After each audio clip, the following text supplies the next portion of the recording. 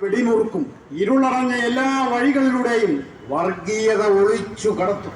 പണ്ടു തുറന്ന് കാതുകൾ കൂർപ്പിച്ച് സമരാഗ്നിക്ക് നടുവിൽ ഞങ്ങൾ കാവലിരിക്കും. കീഴ്പ്പെടുത്താൻ ഞങ്ങൾ എല്ലാ മാർഗങ്ങളും സ്വീകരിക്കും. ആരെയും വിലക്കെടുക്കും. എംബിയാർത്തു വന്ന മഹാപ്രളയത്തെയും ഭീതി വിതച്ചെത്തിയ മഹാമാരികളെയും ഒന്നായി നിന്ന് അതിജീവിച്ചവരാണ് മലയാളികൾ. അതിന്റെ 100 ഇരട്ടി ശക്തിയോടെ വർഗീയതയെ ആട്ടിയോടിക്കും. ഇത് കേരളമാണ്, മതേതരത്വത്തിന്റെ ഉരുക്കു കോട്ട.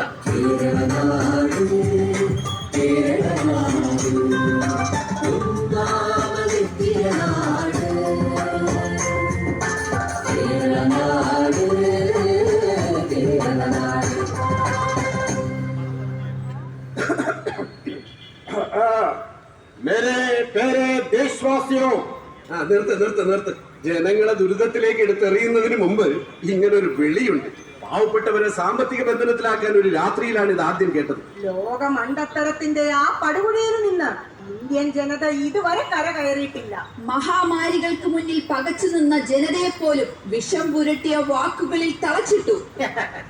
വിഡ്ഢിത്തങ്ങൾ ഏറ്റുപറയാൻ ആളുള്ളപ്പോ, കൂടെ തുള്ളാൻ മാധ്യമങ്ങളുള്ളപ്പോ ഇതൊക്കെ അനുഭവിക്കേണ്ടി വരും.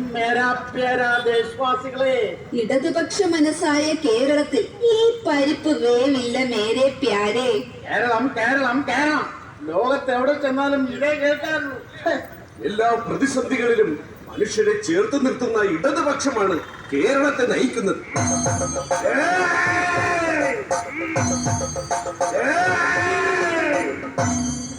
വിവിധ ഭാഷകളും വിവിധ സംസ്കാരങ്ങളും കൊണ്ട് കോർത്തിണക്കി ഐക്യത്തെ താർക്കാൻ ശ്രമിക്കുന്നത് ആരാണ്? തുല്യതയുള്ള മതസ്വാതന്ത്ര്യം, തുല്യതയുള്ള അവകാശം. എന്നിട്ടും ആരാരെയാണ് ഭയപ്പെടുത്തുന്നത്? തിരിച്ചൊരു ചോദ്യം. നിങ്ങൾ പാർലമെന്റിലേക്ക് അയച്ച ജനപ്രതിനിധികൾ എന്തു ചെയ്യുകയായിരുന്നു?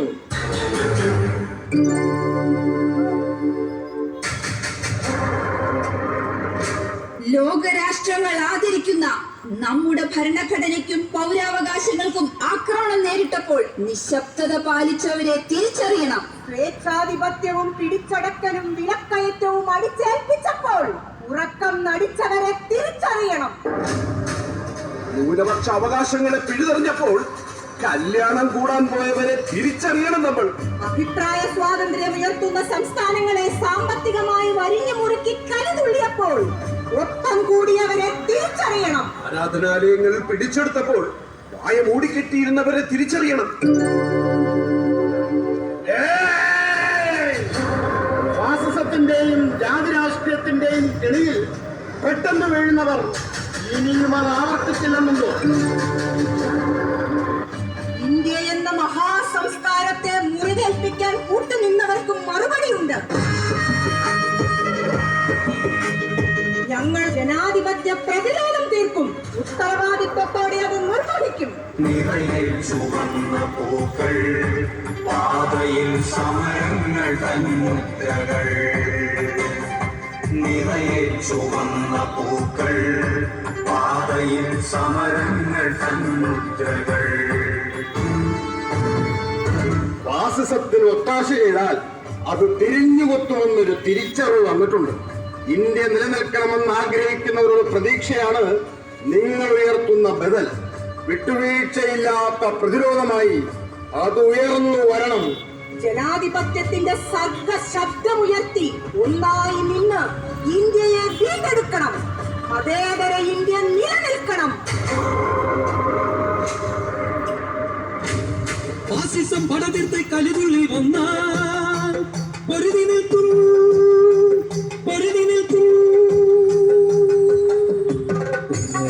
ഉയരാം കെട്ടിപ്പടുത്ത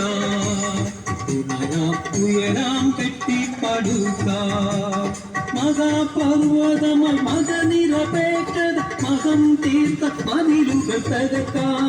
മഹാമ്മ കാട്ടിയ വഴിയിലൂടെ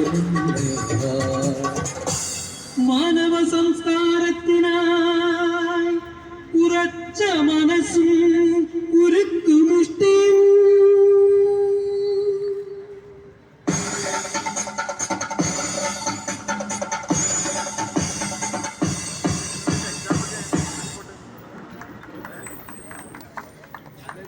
പ്രിയമുള്ളവരെ, നന്മ സാംസ്കാരിക വേദിയുടെ ആഭിമുഖ്യത്തിൽ ഇവിടെ അവതരിപ്പിച്ച ഭൂതക്കണ്ണാടി എന്ന നാടകത്തിൻ്റെ കലാകാരന്മാരെ ആദരിക്കുന്നു, അവരെ പരിചയപ്പെടുത്തുന്നു.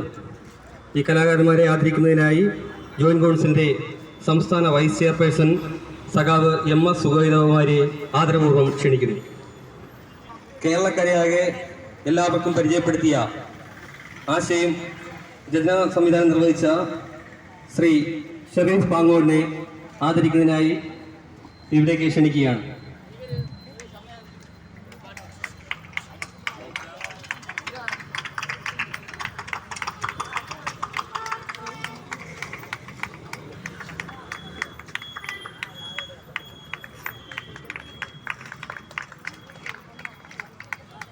അടുത്തതായി സഖാവ് ശുഭ വയനാട്. നിരവധി സിനിമകളിലും സീരിയലിലും അഭിനയിച്ചിട്ടുള്ള സഖാവ് ജോയിന്റ് കൗൺസിലിൻ്റെ തിരുവനന്തപുരം സൗത്ത് ജില്ലാ കമ്മിറ്റിയുടെ അംഗം കൂടിയാണ്. ആ സഖാവിനെ ആദരിക്കുന്നതിനായി ക്ഷണിക്കുന്നു.